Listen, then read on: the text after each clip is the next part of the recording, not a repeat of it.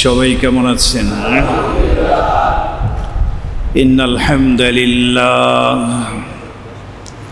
ইন্নাল হামদালিল্লাহিল আকরামিল্লাযী খালাকাল ইনসানা ওয়া কাররাম ওয়া 'আল্লামাহু মিনাল বায়ানি মা লাম ইয়া'লাম فسبحان الذي لا يحصى امتنانه باللسان ولا بالقلم ونشهد أن لا إله إلا الله وحده لا شريك له ونشهد أن سيدنا وسندنا وحبيبنا وطبيبنا وطبيب قلوبنا وأرواحنا ومولانا محمدا عبده ورسوله الذي أرسله بالحق بشيرا ونذيرا وداعيا إلى الله بإذنه وسراجا وقمرا منيرا أما بعد فقد قال الله تبارك وتعالى في كلامه المجيد وفرقانه الحميد أعوذ بالله من الشيطان الرجيم بسم الله الرحمن الرحيم إن أول بيت وضع للناس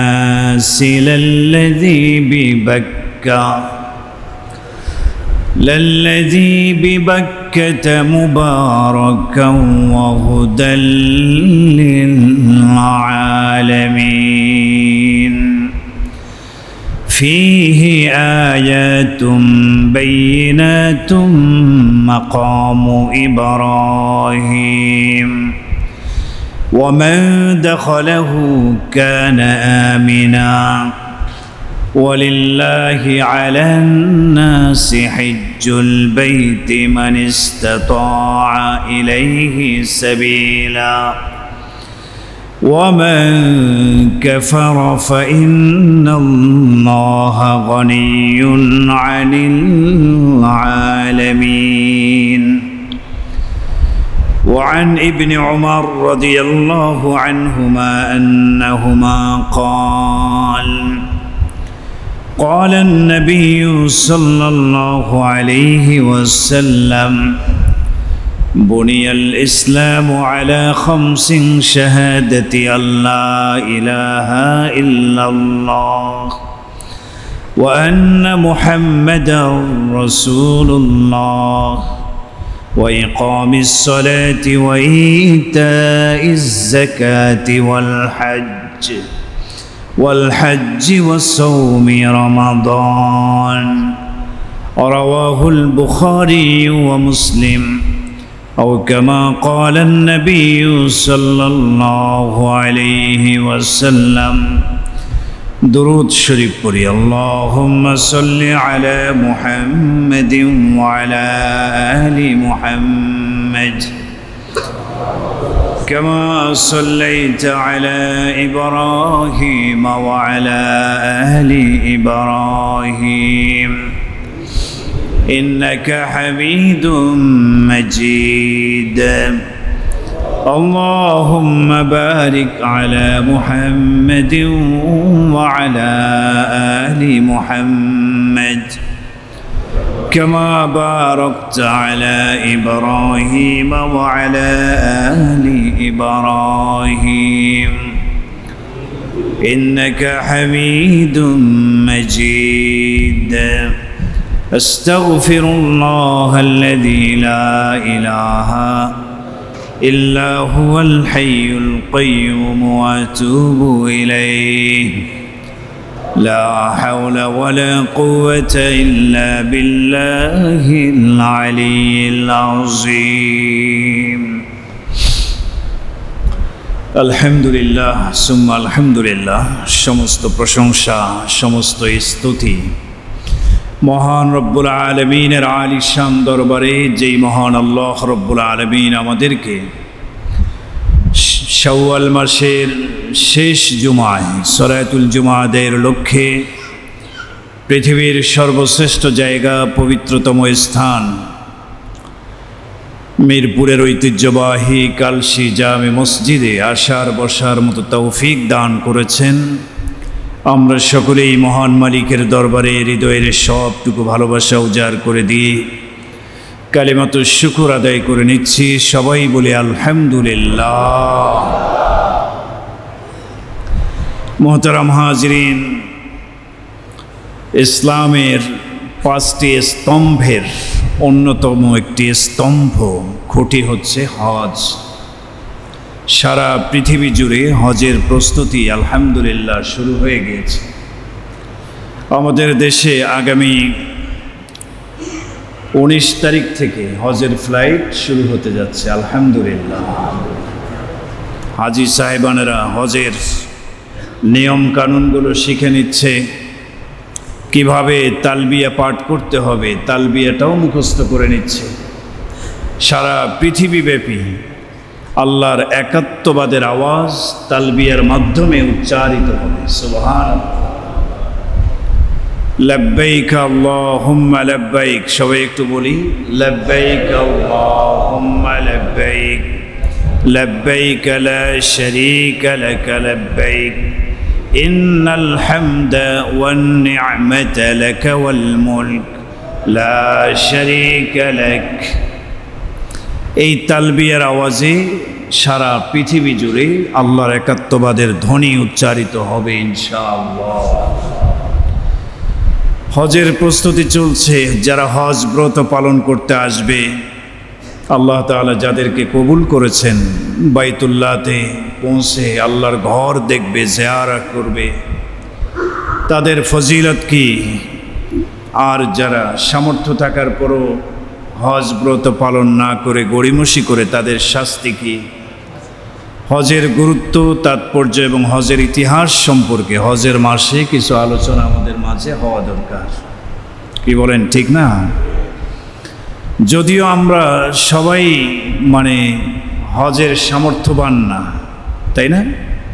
হজ করার জন্য সামর্থ্যবান হতে হবে। ওয়ালিল্লাহি আলান নাসি হিজ্জুল বাইতি মান ইসতাতাআ ইলাইহি সাবিলা। আল্লাহ তাআলা বলেছেন হজ সবার উপরে ফরজ না। হজ ফরজ কাদের উপরে? মান ইসতাতাআ ইলাইহি সাবিলা, যারা বাইতুল্লাহ শরীফ পর্যন্ত যেতে সক্ষম, যাওয়ার খরচা বহন করা, যাওয়া আসার খরচা বহন করতে সক্ষম, এবং হজে চলে যাবেন, পরিবার কি খাবেন সেই খরচার উপরেও সামর্থ্যবান, ওইখানে গিয়ে কি খাবেন এর উপরেও, খরচের উপরেও সামর্থ্যবান। আসা যাওয়ার খরচ, পরিবারের ভরণ পোষণে কয়দিনে, এর উপরে যারা সামর্থ্যবান তাদের উপরেই আল্লাহ তাআলা হজ ফরজ করে দিয়েছেন। সুবহানাল্লাহ। বাংলাদেশে এবছর সরকারিভাবে 3টি প্যাকেজ ঘোষণা করা হয়েছে। সরকারি প্যাকেজগুলো শুরুই হয়েছে 5 লাখ থেকে, 5 লাখ, 6 লাখ, 7 লাখ। বেসরকারিভাবে যে প্যাকেজগুলো দেওয়া হচ্ছে এগুলির কেমন যেন শুরুই হচ্ছে 5.5 লাখ, 6 লাখ থেকে। তার মানে 5-6 লাখ টাকা প্রয়োজনের অতিরিক্ত যদি কারো থাকে, বোঝা যাবে হজ পালনে সে সক্ষম। সুবহানাল্লাহ। তার উপরে হজ ফরজ হয়ে যাবে। যাদের উপরে হজ ফরজ হয়ে যাবে তারা যাবে আল্লাহ পাকের ঘর দেখবে, মাকামে ইব্রাহিম দেখবে, হাজরা আসওয়াদে চুমু খাবে। আল্লাহ তাআলা বলছেন লিয়াশহাদু মানাফিআ লাহুম ওয়া ইয়াযকুরু ইসমাল্লাহ।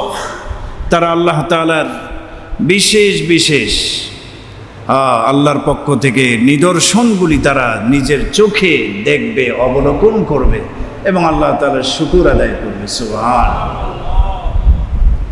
তো ইসলামের এই স্তম্ভ হজ আমাদের জানা থাকা দরকার। হজের গুরুত্ব, ফজিলত, আদায় না করার শাস্তি কি, হজের ইতিহাস কি, মুসলিম হিসেবে এটা আমাদের জানা থাকা দরকার।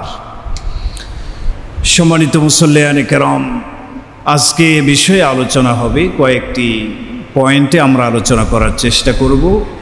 হজের সংক্ষিপ্ত ইতিহাস কি, হজের গুরুত্ব তাৎপর্য কি, এবং হজ আদায় না করার শাস্তি কি, এই কয়েকটা বিষয় নিয়ে আজকে আলোচনা হবে। আল্লাহ তাআলা আমাদেরকে আমলের নিয়তে কথাগুলো বলা এবং শোনার মতো তৌফিক দান করুন।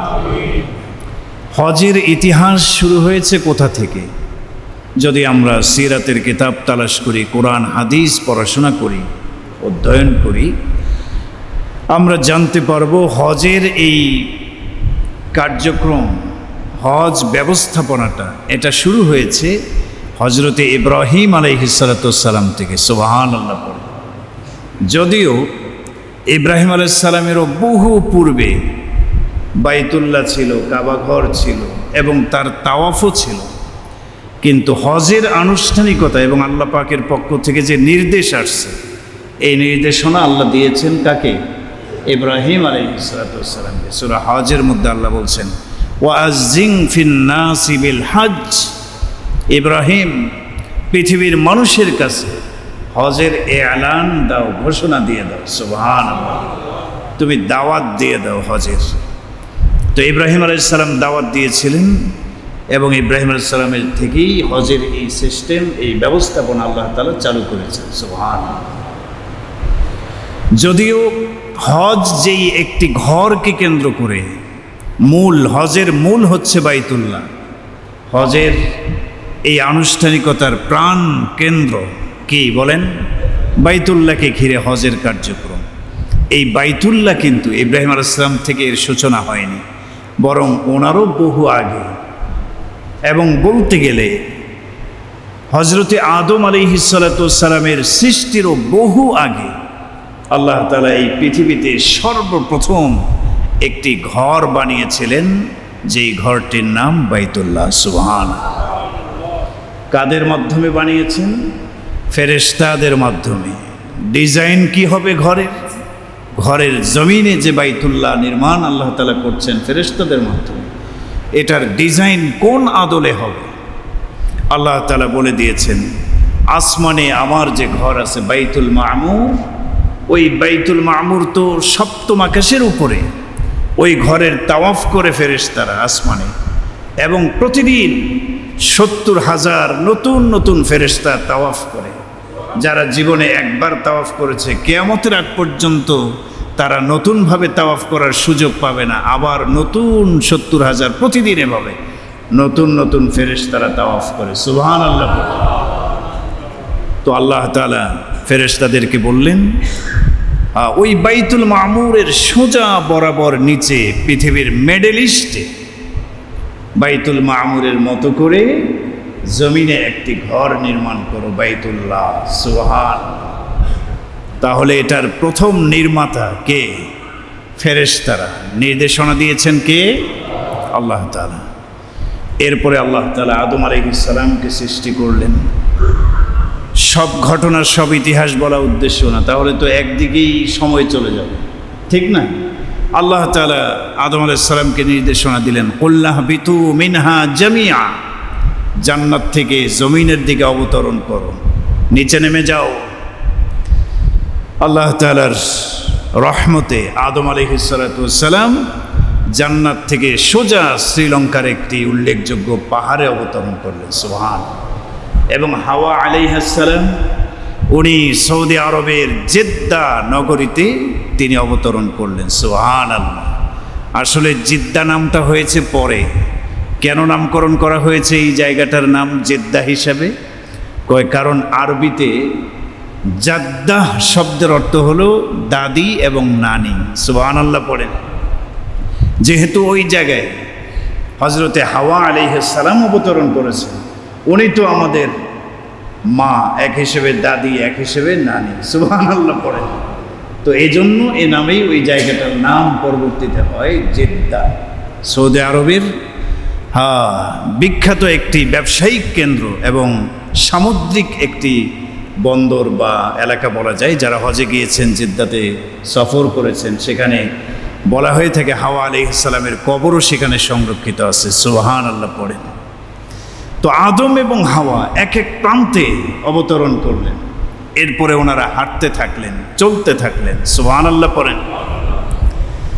কিতাবের মধ্যে রাখা হয়েছে আদম আলাইহিস সালাম হাঁটতে হাঁটতে হাঁটতে মক্কা শরীফের আরাফার প্রান্তরে এসে সমবেত হয়ে গেলেন। হাওয়া আলাইহিস সালামও জেদ্দা থেকে হাঁটতে হাঁটতে আরাফার ময়দানে সমবেত হয়ে গেলেন। আমাদের বাবা আদম এবং আমাদের মা হাওয়া আলাইহিস সালাম দুজনের মিলন স্থল যেই জায়গাটা, ওই জায়গাটাকে বলে আরাফার ময়দান। সুবহানাল্লাহ। আরাফা ইয়ারিফু, আরাফা মানে পরিচয় লাভ করা। বহুদিন পরে আমাদের বাবা মা দুনিয়াতে আসার পরে এক জায়গায় মিলিত হলেন, পরিচিত হলেন। এই জন্য এই জায়গাটার নাম কি বলেন? আরাফা। হাজী সাহেবারা ওনারাও আরাফার ময়দানে অবস্থান করা হজের অন্যতম একটি রকম। অর্থাৎ উদ্দেশ্য হলো আমাদের বাবা মা যেভাবে এখানে এসে পরিচিত হয়েছে, পৃথিবীর বিভিন্ন প্রান্তের মানুষ এখানে সমবেত হবে এবং সবাই এক মুসলমান, এক দেশের মুসলমান আরেক দেশের মুসলমানকে দেখবে। একটা মুসলমানদের পারস্পরিক একটা পরিচয় লাভ হবে। সুবহানাল্লাহ। এরপরে আল্লাহ তাআলা নির্দেশনা দিলেন আদম এবং হাওয়াকে। আল্লাহ তাআলা জায়গা দেখায় দিলেন, বাইতুল্লাহ, কাবা ঘরের জায়গা। আদম আলাইহিস সালামের উপরে আল্লাহ নির্দেশনা জারি করে দিলেন, কাবা ঘরকে পুনরায় আবাদ করো, ইবাদতের জন্য উপযুক্ত করো। সুবহানাল্লাহ। হযরতে আদম আলাইহিস সালাম কাবা ঘরকে তিনি আবার পুনরায় সংস্কার করলেন, পুনরায় নির্মাণ করলেন। সুবহানাল্লাহ। এজন্য বলা হয় মানুষের মধ্যে পৃথিবীতে সর্বপ্রথম নির্মাণকারী, কাবা ঘরের নির্মাণকারী কে? আদম আলাইহিস সালাম। কে বলেন? বলেন। আদম আলাইহিস সালাম। এরপরে উনি তাওয়াফ করতেন, সেখানে ইবাদত বন্দেগী করতেন। ওনার পরে ওনার ছেলে হজরতে শীস আলাইহিস সালাম সেখানে তাওয়াফ করেছেন। অনেক পয়গম্বর আদম সন্তানের মধ্যে এসেছে পৃথিবীতে, সবাই সেই কাবা ঘরের তাওয়াফ করেছে। এরপরে নূহ আলাইহিস সালামের জামানায় মহাপ্লাবন হয়েছে, সারা পৃথিবী বন্যায় কবলিত হয়ে গিয়েছে। ওই সময়ে কাবা ঘরও বন্যায় কবলিত হয়ে কাবা ঘরের ভিত্তি দুর্বল হয়ে যায় এবং দেয়াল খসে খসে যায়, একদম নিশ্চিহ্ন হয়ে যায়। বোঝার কোনো উপায় ছিল না যে কাবাটা কোথায়। সুবহানাল্লাহ। এটা আল্লাহ পাকের ইচ্ছায় হয়েছে। এরপরে আল্লাহ রব্বুল আলামিন চাইলেন সেই কাবাকে আবার পুনরায় সংস্কার করে ইবাদতের উপযুক্ত করে সেই মক্কাকে আবাদ করতে আল্লাহ চাইলেন এবং এই ইচ্ছাটা আল্লাহ তাআলা ইব্রাহিম আলাইহিস সালামের মাধ্যমে পুরা করলেন। সুবহানাল্লাহ। ইব্রাহিম আলাইহিস সালাম মক্কার অধিবাসী ছিলেন না, উনি বহু দূরে ইরাকে ওনার জন্ম। কোথায় বলেন? ইরাকে। ওনার বাবা আজার ইরাকে ছিলেন। উনি যখন ঈমান আনলেন, দাওয়াত দিলেন, জুলুম শুরু হয়ে গেল। ওনার বাবা ওনার বিরুদ্ধে চলে গেল। ওনার বাবা বললেন যে তুমি যদি আমাদের দেবদেবীগুলোকে না মানো তাহলে তোমাকে হত্যা করব, শুলিতে ঝুলাবো। তো তিনি এই নির্যাতনের শিকার হয়েছিলেন, অনেক নির্যাতন, অগ্নিকুণ্ডে নিক্ষেপ করার মতো ঘটনাও ঘটেছে। এরপরে আল্লাহ তাআলা বললেন এই এলাকায় থাকা যাবে না, ইব্রাহিম তুমি হিজরত করো ইরাক থেকে ইলা শাম, সিরিয়া অভিমুখে, ফিলিস্তিন অভিমুখে হিজরত করো। সুবহানাল্লাহ। ইব্রাহিম আলাইহিস সালাম ওনার স্ত্রী হযরত সারা আলাইহিস সালামকে নিয়ে ইরাক থেকে হিজরত শুরু করলেন সিরিয়া হয়ে ফিলিস্তিনের দিকে। সুবহানাল্লাহ। শাম, সিরিয়াতে যখন পৌঁছলেন সেখানে এক জালেম বাদশার কবলে তিনি পড়ে গেলেন। ওই এলাকার যে জালেম বাদশা ছিল তার নিয়ম ছিল, সে একদম জালেম ছিল, ব্যভিচারে লিপ্ত ছিল। এই বাদশার নিয়ম, তার এলাকা দিয়ে কোনো সুন্দরী মেয়ে গেলে সে খারাপ চরিত্র হাসিল করার চেষ্টা করত। হযরতে ইব্রাহিম আলাইহিস সালামের স্ত্রী সারা আলাইহিস সালাম ছিলেন অত্যন্ত সুন্দরী রমণী, সুবহানাল্লাহ বলেন। তিনি যখন ওই এলাকার পাশ দিয়ে যাচ্ছিলেন, তার দলের লোকেরা বাদশার কাছে সংবাদ পৌঁছায় দিল এরকম একজন ইব্রাহিম আলাইহিস সালাম ওনার স্ত্রীকে নিয়ে যাচ্ছেন। বাদশার মনে খারাপ ইচ্ছা জাগলো পুরা করার জন্য। সে তাদেরকে ডেকে পাঠালেন রাজ দরবারে। ইব্রাহিম আলাইহিস সালাম এবং তার স্ত্রী বাদশার সামনে হাজির হয়ে গেলেন। তিনি জিজ্ঞাসা করলেন ইব্রাহিম আলাইহিস সালামকে, মা হাজিহি, এই মহিলাকে? ইব্রাহিম আলাইহিস সালাম বললেন, হাজিহি উখতি, ইনি আমার বোন। সুবহানাল্লাহ পড়েন। বোনের পরিচয় দিলেন, মিথ্যাও তো বলেন নাই, কারণ পৃথিবীর সমস্ত মুমিন মুসলমান একজন আরেকজনের ভাই, এই হিসেবে উনি বোন বলেছেন। এবং এজন্য বলেছেন যত জালিমেই হোক না কেন, ভাইয়ের সামনে তার বোনকে লাঞ্ছিত করা, অপমানিত করা, এটা ওই যুগেও এরকম ছিল না। ওরকম খারাপ মনে করতো মানুষ, ভাইয়ের সামনে একজন বোনকে কিভাবে অপমানিত করে। এজন্য তিনি বাঁচানোর জন্য বোন পরিচয় দিলেন। কিন্তু জালেম বাদশাহ এই পরিচয়েও ক্ষান্ত হলেন না। নরপিচাস খারাপ চরিত্র হাসিল করার জন্য আলাদা রুমের মধ্যে ডেকে নিল হযরতে সারা আলাইহিস সালামকে। ইব্রাহিম আলাইহিস সালাম নামাজে দাঁড়ায় গেলেন। ভিতরে রুমের মধ্যে সারা আলাইহিস সালাম তিনিও আল্লাহ পাকের কাছে দোয়ায় লিপ্ত হয়ে গেলেন। জালেম বাদশাহ তার মনের খারাপ কামনা বাসনা পুরা করার জন্য যেই মাত্র নবীর স্ত্রীর প্রতি হাত প্রসারিত করেছে, বর্ণনায় আসছে তার হাত অবশ হয়ে গেল, প্যারালাইসিসে আক্রান্ত হয়ে গেল। সুবহানাল্লাহ। বাদশাহ প্যারালাইসিসে আক্রান্ত হয়ে গেলেন, হাত আর সামনের দিকে প্রসারিত হয় না, হাত লাড়াতেও পারেন না, হাতের মধ্যে কোনো শক্তি নাই। বাদশাহ বুঝতে পারলেন এরা খুব ভালো মানুষ, এদের উপরে জুলুম করা যাবে না। বাদশাহ বললেন, বোন, রবের কাছে দোয়া করেন, আল্লাহ আমার হাতকে যেন সুস্থ করে দেন, আমি আর আপনাদের প্রতি জুলুম করব না। নবীর স্ত্রী সারা আলাইহিস সালাম আল্লাহর কাছে দোয়া করলেন, আল্লাহ তাআলা তাকে পরিপূর্ণ সুস্থ করে দিলেন। সুস্থ হওয়ার পর বাদশাহ আবারও জুলুমের উদ্দেশ্যে হাত প্রসারিত করলো। এভাবে তিনবার আল্লাহ তাকে প্যারালাইসিসে আক্রান্ত করে দিয়েছে। সুবহানাল্লাহ। সে পারে নাই, কারণ নবীগণ পবিত্র, নবীগণের স্ত্রীগণ পবিত্র, সম্মানিত, আল্লাহ তাদের ইজ্জতের জিম্মাদার। সুবহানাল্লাহ, সুবহানাল্লাহ।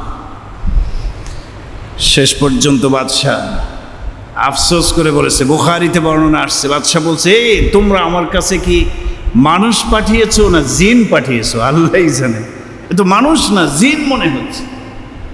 এরপরে বাদশাহ পরবর্তীতে তাকে রুম থেকে বের করে দিলেন।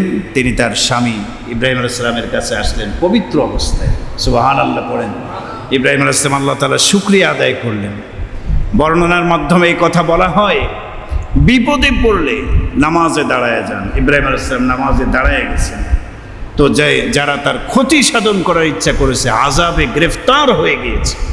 নামাজ এমন একটি ইবাদত, আপনি বিপদে পড়লে কোনো কথা নাই, বাস বিপদ দিয়েছেন যিনি, তাকে স্মরণ করার জন্য উজু করে 2 রাকাত সালাতুল হাজতে দাঁড়ায় যান। আল্লাহ পাকের কাছে বিপদ থেকে মুক্তির জন্য বলেন, আল্লাহ তাআলাই একমাত্র পারেন বিপদের হাত থেকে মুক্তি দিতে। সুবহানাল্লাহ পড়েন। এরপরে বাদশাহ খুশি হয়ে অনেক হাদিয়া তোহফা দিলেন। সম্মানী মানুষ, অনেক হাদিয়া তোহফা দিলেন ইব্রাহিম আলাইহিস সালামকে। সাথে একটি দাসী হাজেরা নামে একটি সুন্দরী দাসীকেও ইব্রাহিম আলাইহিস সালামকে উপহার হিসেবে দিয়ে দিলেন। সুবহানাল্লাহ। আসলে ওনার স্ত্রীকে মূলত দিয়েছেন। এরপরে স্ত্রীর অনুমতিক্রমে ওই দাসী হযরতে হাজেরা আলাইহিস সালামের সাথে ইব্রাহিম আলাইহিস সালামের বিয়ের ব্যবস্থা হয়ে যায়। সুবহানাল্লাহ। আল্লাহ তাআলা সফরকালীন সময়ে ইব্রাহিম আলাইহিস সালাম দোয়া করেছিলেন, রব্বি হাবলি মিনাস সলিহিন, আয় আল্লাহ আমার কোনো সন্তান নেই, একটি নেককার সন্তান দান করিয়েন। সুবহানাল্লাহ। নিরাশ হয়ে যায়নি, বয়স তো বেড়ে গেছে, 90 বছরের উপরে হয়ে গেছে। নিরাশ হননি, হতাশ হননি, আল্লাহর কাছে দোয়া করছেন, আল্লাহ কবুলের ব্যবস্থা করে দিলেন। সুবহানাল্লাহ। পরবর্তীতে সারা, হাজেরা ওনাদেরকে নিয়ে ইব্রাহিম আলাইহিস সালাম ফিলিস্তিনের জমিনে পদার্পণ করলেন। সেখানে গিয়ে বসবাসের ব্যবস্থা হলো। সেখানে বসবাস শুরু করলেন ইব্রাহিম আলাইহিস সালাম, এবং সেখানেই হাজেরা আলাইহিস সালামের গর্ভে ফুটফুটে একটি সুন্দর বাচ্চা, নেককার বাচ্চা ইসমাঈল আলাইহিস সালাম ভূমিষ্ঠ হলেন। সুবহানাল্লাহ। ভূমিষ্ঠ হওয়ার পরে কয়েক মাস বয়স হয়েছে মাত্র, এখনও হাঁটা চলা করতে পারে না, মানে কোনো রকমভাবে দাঁড়াতেও পারে না, বসতে পারে, এই বয়সে উপনীত হয়েছে। শুরু হলো আল্লাহ পাকের একটি পরীক্ষা। কারণ ওই যে আল্লাহ পাকের মূল একটা উদ্দেশ্য হলো ইব্রাহিমের মাধ্যমে আল্লাহ কাবা ঘর নির্মাণ করবে পুনরায়, এবং কাবা ঘরকে মানুষের বসবাসের এবং মক্কাকে বসবাসের উপযুক্ত করবে ইব্রাহিমের মাধ্যমে। আল্লাহ তাআলা সেই প্রসেস শুরু করে দিলেন। সুবহানাল্লাহ। বাচ্চার বয়স কেবলমাত্র দুধের বাচ্চা, কি পরিমাণ মহাব্বত থাকার কথা এই বাচ্চার প্রতি। বয়সের শেষে প্রান্তে গিয়ে একটি বাচ্চা আল্লাহ দিলেন, সন্তান আল্লাহ তাআলা দিলেন। এত মহাব্বত, এত ভালোবাসা আল্লাহ তাআলা পরীক্ষায় ফেললেন। বললেন, ইব্রাহিম, তোমার স্ত্রী এবং নবজাতক সন্তানকে মক্কার মরু প্রান্তরে তুমি রেখে, জঙ্গলে রেখে চলে আসো। নির্দেশনা এতটুকুই। ইব্রাহিম আলাইহিস সালাম এ কথা বলেন নাই আল্লাহ, এটা অমানবিক একটা সিদ্ধান্ত কেন আপনি দিলেন, এ কথা বলেন নাই। এজন্য ইব্রাহিম আলাইহিস সালামকে আল্লাহ জাতির পিতা বানিয়ে দিয়েছেন, এবং মুসলিম বলে আমরা যে দাবি করি, আমাদের নাম রেখেছেন হুয়া সাম্মাকুমুল মুসলিমিন। আমাদের জাতির পিতা ইব্রাহিমই আমাদের মুসলিম বলে নাম দিয়েছেন। সুবহানাল্লাহ। মুসলিম মানে কি বলেন? আত্মসমর্পণকারী। মুসলিম মানে কি?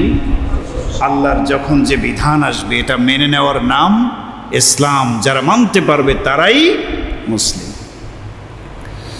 ইব্রাহিম আলাইহিস সালাম কোনো কথা বললেন না, আল্লাহ তাআলার সিদ্ধান্তকে মনে প্রাণে মেনে নিলেন শ্রদ্ধার সাথে।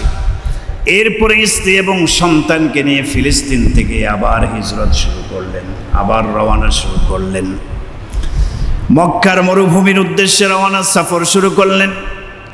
বর্তমান জমজম কূপ যেই জায়গাটার মধ্যে অবস্থিত, এই জায়গার মধ্যে জঙ্গলে ঢাকা ছিল, চতুর্দিকে জঙ্গল। কাবা ঘরটাও নিশ্চিহ্ন হয়ে গিয়েছে, জঙ্গলে ঢাকা পড়ে গিয়েছে। তিনি তার স্ত্রী এবং সন্তানকে জমজম কূপের এই জায়গাটার মধ্যে রেখে সোজা আবার ফিলিস্তিনের দিকে রওনা শুরু করলেন। সুবহানাল্লাহ। স্ত্রী হাজেরা আলাইহিস সালাম জিজ্ঞাসা করলেন, স্বামী, আপনি এমন একটা জায়গায় আমাদেরকে রেখে যাচ্ছেন, এখানে মানুষের বসবাস নাই, খাবারের ব্যবস্থাও কোনো নাই, খাবারের ব্যবস্থাও নাই, মানুষও বসবাস করে না, জঙ্গলের মধ্যে রেখে যাচ্ছে। ইব্রাহিম আলাইহিস সালাম কিছু খেজুর, কিছু পানি, এই দুইটা জিনিস দিয়ে সোজা রওনা করছেন ফিলিস্তিনের দিকে। স্ত্রী ডাকতেছেন, হজরতে ইব্রাহিম আলাইহিস সালাম কোনো জবাব দেন না। স্ত্রী যখন বললেন, আচ্ছা এতটুকু অন্তত বলে যান, আপনি যে আমাদেরকে জঙ্গলে রেখে যাচ্ছেন, এটা কি আপনার মন গড়া সিদ্ধান্ত নাকি রবের সিদ্ধান্ত? সুবহানাল্লাহ। ইব্রাহিম আলাইহিস সালাম বললেন, আমার রব সিদ্ধান্ত দিয়েছেন, আমি সেটা বাস্তবায়ন করেছি। সুবহানাল্লাহ পড়েন। এই বলে রওনা করেছেন। আর নবীর স্ত্রী হজরত হাজেরা আলাইহিস সালাম, তিনিও মুত্তাকিয়া নারী ছিলেন, তাকওয়া পরহেজগার ছিলেন। উনি নির্দ্বিধায় আল্লাহর সিদ্ধান্তকে খুশি মনে মেনে সেখানে থাকা শুরু করলেন। সুবহানাল্লাহ, সুবহানাল্লাহ। অল্প কিছুদিনের মধ্যেই খাবার শেষ হয়ে গেল, পানি শেষ হয়ে গেল। ইসমাঈল আলাইহিস সালাম পানি পানি বলে বাচ্চা কান্না করতেছে, পানির পিপাসায় ছটফট করছে। পানি না থাকার কারণে মায়ের বুকের দুধও শুকিয়ে গিয়েছে, বাচ্চাটা কান্না করছে পানির জন্য। মা দূরে দেখতে পেলেন যে চিকচিক সাদা পানির মতো দেখাচ্ছে, আসলে ওটা পানি না, বালি চিকচিক করছিল। তিনি দৌড় দিলেন পানি মনে করে, সেখানে গিয়ে ওটা ছিল সাফা পাহাড়। এরপরে আবার মারোয়াতে দেখলেন যে ওইখানে সাদা বালি চিকচিক করছে, উনি পানি মনে করলেন, আবার দৌড় দিলেন। এভাবে 7 বার দৌড়াদৌড়ি করলেন। আল্লাহ তাআলা কুদরতিভাবে আল্লাহ তাআলা পানির ব্যবস্থা করে দিলেন। সুবহানাল্লাহ। কিভাবে ব্যবস্থা করলেন? সপ্তমবারে উনি যখন সাফা পাহাড়ে চলে গেলেন, এরপরে মারোয়ার পাশেই বর্তমান জমজম কূপ যেখানে আছে, হজরত ইসমাইল আলাইহিস সালামকে ওখানে বসায় রেখে তিনি দৌড় দিয়েছিলেন। ওইখানে আল্লাহ তাআলা ইসমাইল আলাইহিস সালামের পায়ের আঘাতে কুদরতিভাবে আল্লাহ তাআলা পানির নহর জারি করে দিলেন। সুবহানাল্লাহ, পানির একটা কূপ জারি করে দিলেন, পানি নিচের দিক থেকে উপরে উঠতেছে। খুব দ্রুত হাজরা আলাইহিস সালাম এসে চতুর্দিক দিয়ে আটকায় দিলেন। বর্ণনায় বলা হয় যদি আটকায় না দিতেন তাহলে পুরা মক্কা সহ পুরা এলাকা পানিতে বন্যায় প্লাবিত হয়ে যেত। সুবহানাল্লাহ, সুবহানাল্লাহ, পানির ব্যবস্থা হয়ে গেল। ওই যে জমজম কূপ, আমরা বর্তমান যেই পানি পান করি, সারা বিশ্বের হাজী সাহেবানেরা ওমরা পালনে যারা যায় পানি এত বেশি পান করে, পেট ভরে ভরে পান করে, এরপরও সেই কুদরতি কূপের পানি কখনো শেষ হয় না। সুবহানাল্লাহ পড়েন। এভাবে ওনারা বসবাস শুরু করলেন। ইব্রাহিম আলাইহিস সালাম মাঝে মাঝে ফিলিস্তিন থেকে এসে বাচ্চাদেরকে, স্ত্রীকে দেখে চলে যান, আবার আসেন, আবার চলে যান। বাচ্চাটার বয়স বেড়েছে, শৈশব কৈশোর পেরিয়ে যৌবনে পদার্পণ করেছে এবং সেখানে প্রথমে দুইজনে বসবাস শুরু করলেন।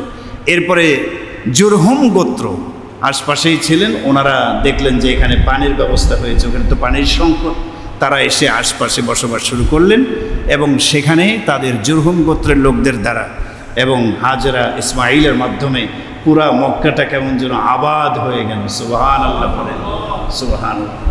একবার হজরত ইব্রাহিম আলাইহিস সালাম দেখতে এলেন, সন্তান বড় হয়ে গিয়েছে। আল্লাহ তাআলা নির্দেশনা দিলেন ফেরেশতার মাধ্যমে বাইতুল্লাহর স্থানটিকে আল্লাহ তাআলা ইব্রাহিম আলাইহিস সালামকে দেখায় দিলেন যে এই জঙ্গলের মধ্যে, এই জায়গাটার মধ্যে আমার ঘর ছিল, বাইতুল্লাহ শরীফ ছিল। ইব্রাহিম, তুমি এখানে আমার ঘরটা পুনরায় সংস্কার করো, নির্মাণ করো। সুবহানাল্লাহ। ইব্রাহিম আলাইহিস সালাম এবং ইসমাইল আলাইহিস সালাম মিলে বাপ বেটা দুজনেই সুবহানাল্লাহ আল্লাহর ঘর নির্মাণের কাজ শুরু করে দিলেন। সুবহানাল্লাহ। পাথর দিয়ে দিয়ে সুন্দর করে আল্লাহর ঘর নির্মাণ করলেন, উঁচু করে বানালেন আল্লাহর ঘরটি। এই উপরে যে ইট বসানোর কাজ করছিলেন, ইব্রাহিম আলাইহিস সালাম বসাচ্ছেন আর ইসমাইল আলাইহিস সালাম উঠায় দিচ্ছেন। দেখেন না, মিস্ত্রি একজন থেকে মূল মিস্ত্রি আর একজন থাকে কি যোগালি, তো এরকম মিস্ত্রি আর যোগালির কাজ করতেছেন বাপ বেটা ইব্রাহিম এবং ইসমাইল। এভাবে বাইতুল্লাহ নির্মাণ হলো। বর্ণনায় আসছে অনেক উপরের ইটগুলো যখন ইব্রাহিম আলাইহিস সালাম বসাচ্ছিলেন, তখন উপরে কিভাবে তিনি বসাবেন, নিচে পায়ের নিচে একটি পাথর রেখে দিয়েছিলেন, ওই পাথরে উঠে তিনি দেয়াল নির্মাণ শুরু করলেন। সুবহানাল্লাহ। এবং আল্লাহর কুদরতিভাবে ওই যে পাথরটি পায়ের নিচে রেখেছিলেন, এই পাথরটি লিফটের কাজ শুরু করে দিলেন। সুবহানাল্লাহ। লিফট হয়ে, মানে যতটুকু উপরে উঠতেছেন পাথরও নিচ থেকে উপরে উঠে। সুবহানাল্লাহ পড়েন। এই যে পাথর, ইব্রাহিম আলাইহিস সালাম যেখানে দাঁড়িয়ে নির্মাণ কাজ করছিলেন, এই পাথরটিকে বলা হয় মাকামে ইব্রাহিম। সুবহানাল্লাহ পড়েন। আজও যারা হজ করতে যায়, ওমরা করতে যায়, বাইতুল্লাহর পাশে সংরক্ষণ করে রাখা আছে সেই পাথর, এবং সেই পাথরের মাঝে খেয়াল করলে দেখবেন ইব্রাহিম আলাইহিস সালামের পায়ের ছাপ আজও দেখা যায়। সুবহানাল্লাহ বলেন, মাকামে ইব্রাহিম। এভাবে নির্মাণ হয়ে গেল, পুনরায় সংস্কার করলেন হযরত ইব্রাহিম আলাইহিস সালাম কাবা ঘরকে। এরপরে আল্লাহ তাআলা নির্দেশনা দিলেন, ওয়াজ্জিং ফিন নাসি বিল হজ। হে ইব্রাহিম, পৃথিবীর মানুষের কাছে হজের এলান দিয়ে দাও, ঘোষণাটা তুমি শোনায় দাও, পৃথিবীবাসী যেন রিজালাম ওয়া আলা কুল্লি দামিরি ইয়াতিনা মিন কুল্লি ফাজ্জিন আমিক, তারা যেন দূর দূরান্ত থেকে পায়ে হেঁটে এবং বাহনে আরোহণ করে তারা যেন আমার ঘর জিয়ারতের জন্য আসে। সুবহানাল্লাহ পড়েন। ইব্রাহিম আলাইহিস সালাম তিনি বললেন, আল্লাহ, আমি তো দুর্বল মানুষ, আমার আওয়াজ তো বেশি দূর যাবে না। বর্ণনায় আসছে, তাফসীরের কিতাবে আসছে, আল্লাহ তাআলা, আল্লাহর পক্ষ থেকে আওয়াজ দেওয়া হয়েছে, ইব্রাহিম, তোমার আওয়াজ আর কতটুকু পৌঁছবে? পৌঁছানোর দায়িত্ব তোমার না, তোমার দায়িত্ব হলো মুয়াজ্জিনি করা, এলান দেওয়া, ঘোষণা পুরা পৃথিবীর মানুষের কাছে পৌঁছায় দেওয়ার দায়িত্ব আমি আল্লাহ নিলাম। সুবহানাল্লাহ। বর্ণনায় বলা হয়, ইব্রাহিম আলাইহিস সালামের ওই হজের এলান, হজের ঘোষণা আল্লাহ রাব্বুল আলামিন সমস্ত মানুষের কান পর্যন্ত আল্লাহ পৌঁছায় দিয়েছিলেন। সুবহানাল্লাহ। কয়েক তরিকায় ওই সময়ে যারা জীবিত ছিলেন, পৃথিবীতে ছিলেন, তারা সরাসরি ইব্রাহিম আলাইহিস সালামের হজের এলান শুনতে পেয়েছেন। যারা পৃথিবীতে ছিলেন না, রুহের জগতে আমরা ছিলাম, পৃথিবীতে ছিলাম না, আমাদের রূহগুলোর কাছে আল্লাহ সেই আহ্বান পৌঁছায় দিয়েছে। ওইখান থেকে হজ শুরু হয়, হজের আনুষ্ঠানিকতা শুরু হয়। ইব্রাহিম আলাইহিস সালাম, ইসমাইল সহ ওনারা হজ করেছেন। এরপরে প্রতি বছর হজ শুরু হয়ে গেল। ইসমাইল আলাইহিস সালামের বংশে ইব্রাহিম আলাইহিস সালামের আর এক পুত্র ইসহাক আলাইহিস সালাম, ওনার বংশে ইয়াকুব আলাইহিস সালাম, ওনার পুত্র ইউসুফ আলাইহিস সালাম সহ বনি ইসরাইলের সম্প্রদায় সহ অনেক অনেক দূর পর্যন্ত বংশ বিস্তার হয় এবং আমাদের নবী পর্যন্ত ইসমাইল আলাইহিস সালামের বংশেই তো আমাদের নবী পৃথিবীতে এসেছিলেন।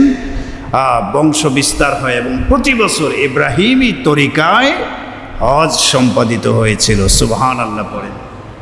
সর্বশেষ আমাদের নবী পৃথিবীতে আসলেন, উনি নবুয়ত প্রাপ্ত হলেন। উনি নবুয়ত প্রাপ্ত হওয়ার 5 বছর আগে আবার কাবা শরীফ প্লাবনের শিকার হলো। পাহাড়ের উপর থেকে ঢল নেমে, পানির ঢল নেমে দেয়াল কিছুটা ভেঙে গেল, পুনরায় সংস্কার হলো।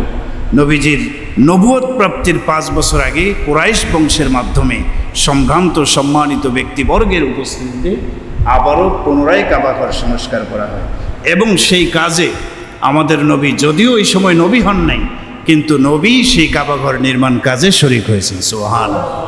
এবং মজার একটা ঘটনা এখানে আছে। কাবাঘর যখন কুরাইশের নেতৃবর্গ নির্মাণ শুরু করলেন, পরিপূর্ণ ইব্রাহিম আলাইহিস সালামের আদলেই ওনারা করলেন। বাকি ওখানে একটা নিয়ম তারা করলেন যে এই কাবাঘরের নির্মাণ কাজে যে ব্যয়টা হবে সম্পূর্ণরূপে হালাল উপার্জন থেকে যাদের ইনকাম, তাদের টাকা পয়সা দিয়েই এটার ব্যবস্থা হবে। যারা সুদ খায়, ঘুষ খায়, সুদের ব্যবস্থা ওই সময়ও ছিল, জাহিলি যুগেও ছিল। সুদী টাকা পয়সা, অবৈধ পন্থায় উপার্জিত 1 টাকাও আল্লাহর ঘরে নেওয়া হবে না। দেখা গেল হালাল পয়সার মাধ্যমে, টাকার মাধ্যমে নির্মাণ কাজ শুরু হলো। কাবাঘরের একটা অংশকে ওনারা বাদ দিয়ে দিলেন, যেটাকে বর্তমান হাতিমে কাবা বলা হয়। অর্থাৎ কাবাঘর আপনি দেখবেন হাজরে আসওয়াদ যেই জায়গায় স্থাপিত আছে তার একটু ডান পার্শ্বে চতুর্দিকে ঘেরাও করা একটা অংশ, এটাকে বলা হয় হাতিমে কাবা। এটা ইব্রাহিম আলাইহিস সালামের সময়ে মূল কাবার অংশ ছিল, কিন্তু ওই যে হালাল পয়সার মাধ্যমে কুরাইশ বংশের লোকেরা এখানে নির্মাণ কাজ করছিলেন, যতটুকু হালাল উপার্জনের পয়সা ছিল ততটুকু নির্মাণ করতে পেরেছেন। এক পর্যায়ে গিয়ে টাকা শেষ হয়ে গিয়েছে, ওনারা আর নির্মাণ করতে পারেন নাই। তখন একটা অংশকে তারা বিচ্ছিন্ন করে রাখে, ওই বিচ্ছিন্ন অংশটুকুকেই হাতিমে কাবা বলা হয়। সুবহানাল্লাহ বলেন। ওটাও কাবারই অংশ। হাতিম শব্দের অর্থ হলো বিচ্ছিন্ন অংশ। কাবা থেকে যেহেতু ওনারা আলাদা করে দিয়েছেন এবং পরবর্তীতে রসুল করিম সাল্লাল্লাহু আলাইহি সাল্লাম সহ কুরাইশ বংশের যারা ছিলেন ওনারা এইভাবেই নির্মাণ করেন। এবং নির্মাণ করতে গিয়ে পুরা নির্মাণ কাজ যখন শেষ হলো, হাজরে আসওয়াদ, এটা তো জান্নাতি পাথর, আদম আলাইহিস সালাম জান্নাত থেকে নিয়ে আসছিলেন। এই পাথরটা মূলত সাদা ছিল। হ্যাঁ, আবিয়াদু মিনাল লাবান, বর্ণনায় আসছে দুধের চেয়েও এই পাথরটা সাদা ছিল। বাকি গুনাহগাররা যায় সেখানে চুমু খায়, তাদের গুনার দাগ লাগতে লাগতে লাগতে এই পাথরটা কি হয়ে গেছে? কালো হয়ে গেছে। সুবহানাল্লাহ পড়ে। এখানে চুমু খেলে আল্লাহ তাআলার রহমতে আল্লাহ জিন্দেগির গুনাহগুলো মাফ করে দেন। সুবহানাল্লাহ পড়েন। এখন কুরাইশ বংশের লোকেরা যে পুনরায় সংস্কার করল, এই হাজরে আসওয়াদটা তার স্বস্থানে কারা স্থাপন করবে এটা নিয়ে মতবিরোধ দেখা গেল। কারণ এটা একটা মর্যাদাপূর্ণ বিষয়। প্রত্যেক গোত্রের, শাখা গোত্রের লোকেরাই চাচ্ছিল যে এই মর্যাদা আমরা হাসিল করব। আমরা যদি, আমাদের বংশের লোকেরা যদি এই হাজরে আসওয়াদকে স্বস্থানে স্থাপন করে তাহলে পৃথিবীর বহু বছর চলে যাবে, কিন্তু ইতিহাস থেকে যাবে যে এই গোত্রের, এই শাখার লোকেরা তারা এটাকে স্থাপন করছে, এই মর্যাদা আমাদের হবে। এজন্য ওনারা পারাপারি শুরু করলো এবং একটা মতবিরোধ তৈরি হয়ে গেল। এই মতবিরোধ নিষ্পত্তির জন্য গোত্র প্রধানেরা গোপনে বৈঠক করল যে কি হতে পারে এটার সমাধান, কারা স্থাপন করবে। তারা গোপনে বৈঠক করে সিদ্ধান্ত নিল। ওই বৈঠকে নবীজি সাল্লাল্লাহু আলাইহি সাল্লাম ছিলেন না, গোত্র প্রধানেরা ছিলেন। তারা গোপনে বৈঠক করে সিদ্ধান্ত নিল যে আগামীকাল সকালবেলা বাইতুল্লাহতে সর্বপ্রথম যে প্রবেশ করবে আমরা তার হাতেই এই হাজরে আসওয়াদটা স্থাপন করব। সুবহানাল্লাহ। এটা গোপন বৈঠক, 4-5-7 জন মিলে এই বৈঠকটা করেছে, সিদ্ধান্ত নিয়েছে। কিন্তু দেখা গেল আগামীকাল সকালবেলা ফজরের আগে সর্বপ্রথম ইবাদতের জন্য আল্লাহর ঘরে যে প্রবেশ করেছিলেন তিনি ছিলেন আমাদের নবী মুহাম্মদ রাসূলুল্লাহ সাল্লাল্লাহু আলাইহি ওয়াসাল্লাম। আমাদের নবীকে দেখে ওই নেতারা সবাই মেনে নিল, হাজাল আমিন, এই ব্যক্তি তো বিশ্বস্ত মানুষ, বড় ভালো মানুষ, সত্যবাদী, উনি সর্বপ্রথম প্রবেশ করেছে, ওনার হাতেই এই নিদর্শনটা জান্নাতি পাথরটা স্থাপিত হবে। আমাদের নবীকে যখন বলা হলো আপনি হাজরে আসওয়াদকে স্থাপন করেন, নবীজি সাল্লাল্লাহু আলাইহি ওয়াসাল্লাম বুদ্ধিমত্তার পরিচয় দিলেন। নবীজি চাইলেন যে যেহেতু এটা নিয়ে মতৈক্য হয়েছে, আমি যদি একাই এটা স্থাপন করি অনেকেই মন খারাপ করবে, মেনে নিলেও মনে একটা কষ্ট থাকবে। তো আমাদের নবীর মধ্যে যে হেলেম ছিল, বুদ্ধিমত্তা ছিল, দেখেন ওই সময়ে তো তিনি নবী হন নাই, কিন্তু সিদ্ধান্ত দিতে গিয়ে কীরকম বুদ্ধির পরিচয় দিলেন। নবীজি বললেন আচ্ছা ঠিক আছে, তোমরা সবাই আমাকে নির্ধারণ করেছো যে আমি স্থাপন করব, কিন্তু আমি চাচ্ছি আমি একাই করব না, এর মধ্যে আপনারাও শরীক হবেন। সুবহানাল্লাহ। নবীজি বললেন একটা চাদর নিয়ে আসেন। একটা চাদর নিয়ে আসা হলো, বিছানো হলো। এরপরে হাজরে আসওয়াদ পাথরটাকে নবীজি চাদরের মাঝখানে রাখলেন। এরপরে গোত্রের নেতাদেরকে ডাকলেন, গোত্র প্রধান যারা আসো এক এক কিনারা হাত দিয়ে ধরো, চাদরের কিনারা ধরো, এরপরে সবাই উঠাও, যেন এই বরকত সব গোত্রের অর্জন হয়ে যায়। সুবহানাল্লাহ। সবাই সেটাকে ধরল, গোত্র প্রধানেরা।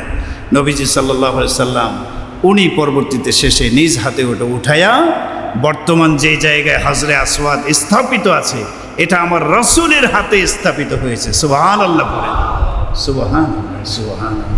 এই সেই হাজরে আসওয়াদ, এই সেই মাকাম ইব্রাহিম। যারা হজে যাবেন মনের মধ্যে আল্লাহ পাকের ভয় নিয়ে এই জায়গাতে আপনারা যাবেন। কাবা ঘর যখন দেখবেন মনে করবেন এটা আল্লাহ পাকের ঘর, পৃথিবীর প্রথম ঘর।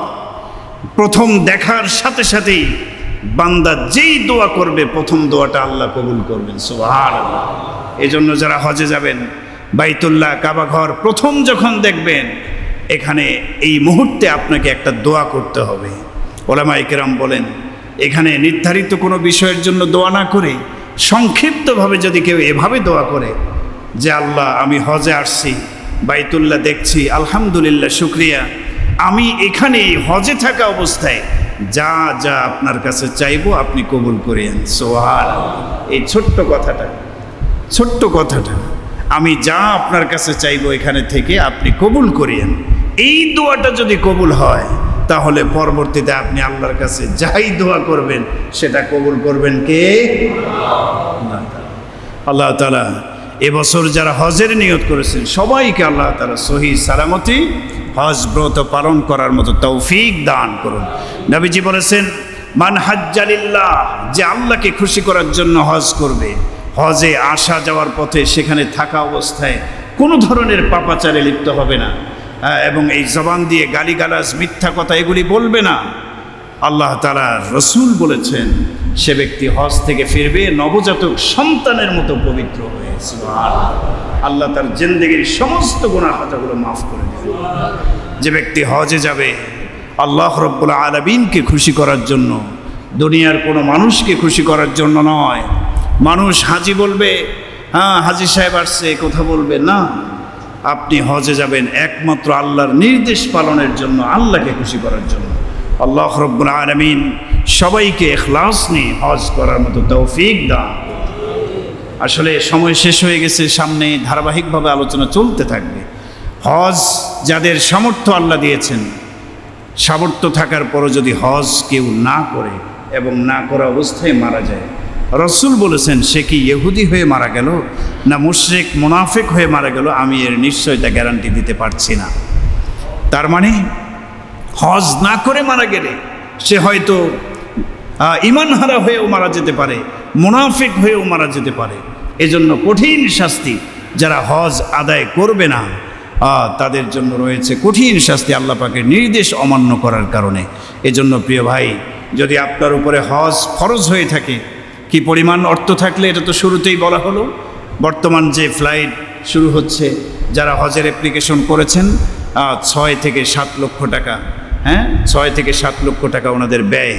তো এই পরিমাণ খরচা বহন করার সামর্থ্য যদি আপনার থাকে, হজ ফরজ আপনার উপরে, হজ ফরজ হয়ে গেলে খুব দ্রুত সেরে নেবেন।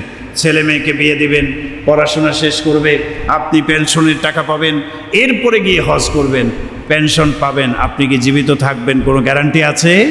বলেন, কোনো গ্যারান্টি আছে? এজন্য হজ ফরজ হয়েছে। সর্বপ্রথম আগে আপনার দায়িত্ব, কর্তব্য হলো হজ পালন করা। আল্লাহ তাআলা আমাদের সঠিক সময়ে হজ পালন করার তৌফিক দান করেন এবং এবছরের হজের মাধ্যমে গোটা পৃথিবীর মুসলিম উম্মাকে আল্লাহ তাআলা সুখ, শান্তি, সমৃদ্ধিময় জীবন দান করুন। মুসলমানদের মাঝে পারস্পরিক সম্পর্ক, হৃদ্যতা আল্লাহ তাআলা তৈরি করে দেন। আমিন। ওয়া আখিরু দাওয়ানা আলহামদুলিল্লাহি রাব্বিল আলামিন। যারা সুন্নত পড়েন নাই, 4 রাকাত ক্বাবলাল জুমার সুন্নত পড়ে নিন।